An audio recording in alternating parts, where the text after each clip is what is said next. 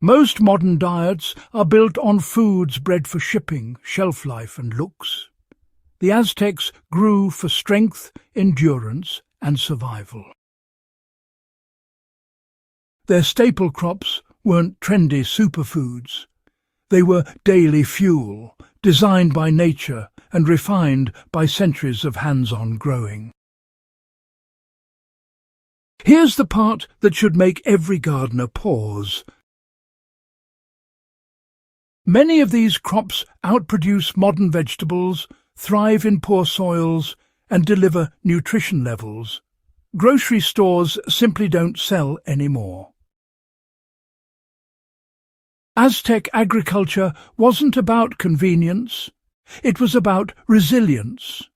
Crops had to tolerate heat, heavy rain, drought cycles, and constant harvesting. Plants that failed disappeared, while, plants that thrived became dietary cornerstones.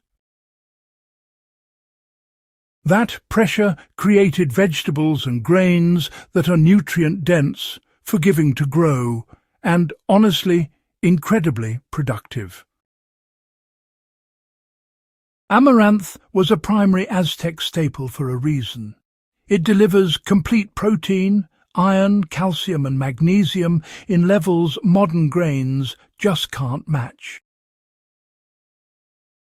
Unlike wheat or corn, amaranth grows fast, tolerates poor soil and resists pests naturally. It thrives in warm weather and honestly needs minimal watering once established. You can harvest the leaves young for greens or let it mature for grain. So, with just one planting, you get both vegetables and seeds. Chia was consumed before battles and long travels because of its energy density. The seeds contain omega fats, fiber, calcium and antioxidants. Chia grows easily in full sun, tolerates drought, and, requires little care. It also improves soil structure. For hydration and nutrient absorption, soak 1 tablespoon of chia seeds in 1 cup of water for at least 20 minutes before consuming. Quelites refers to edible wild greens the Aztecs harvested daily. These greens often contain more iron, vitamin A and calcium than spinach. They grow aggressively, reseed themselves, and thrive in disturbed soils. Many gardeners already pull them as weeds without realizing their value. Once established, they require no fertilizer and minimal water. Tepary beans were cultivated in harsh conditions where other beans failed. They are extremely drought-tolerant, nitrogen-fixing, and pest-resistant. Nutritionally, they deliver high protein fiber and minerals with a low glycemic impact. Tepary beans prefer heat and light watering. Overwatering reduces yields, making them ideal for low-input gardens. Tomatillos were a staple long before tomatoes became widespread. Tomatillos really stand out because they produce heavily, resist disease, and actually thrive in conditions where tomatoes often struggle. Nutritionally, they offer vitamin C, potassium, and antioxidants. Plus, tomatillos self-seed easily and require less pruning or feeding than most modern tomato varieties. Nopal cactus pads were, eaten regularly for hydration, fiber, and minerals. It's pretty amazing how such a simple plant can provide so much. They stabilize blood sugar, support digestion, and provide calcium and magnesium. Growing nopal requires almost no water once established, which is honestly quite remarkable. Just plant pads directly into well-drained soil, and they will root on their own.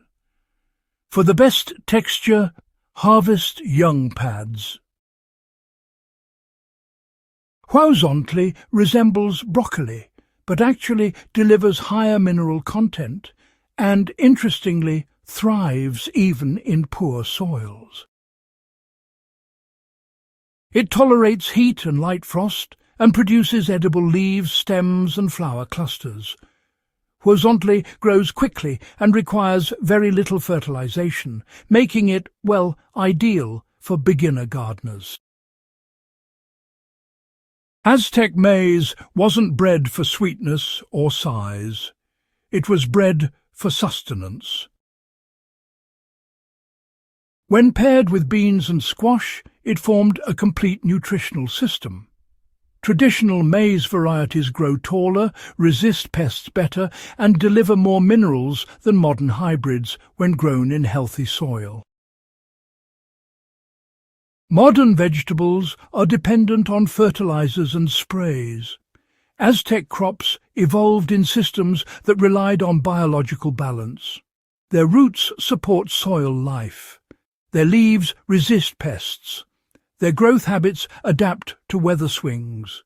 This makes them ideal for natural gardening systems today. Most Aztec crops thrive with compost and, diluted plant teas.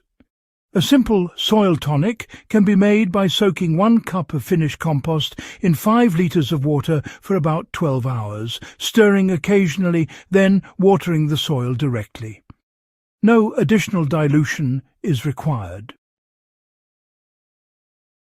Shelf life, uniformity and transport killed diversity. These crops don't ship well, but honestly, they grow incredibly well. Their disappearance wasn't about nutrition, it was about profit. Once established, these crops reseed themselves, tolerate neglect, and keep producing. They turn gardens into reliable food systems rather than just seasonal experiments. If this opened your eyes to what real nutrition looks like, subscribe to Nature's Blueprint. Share this with anyone who thinks grocery stores still sell the best food, and help bring ancient crops back where they belong.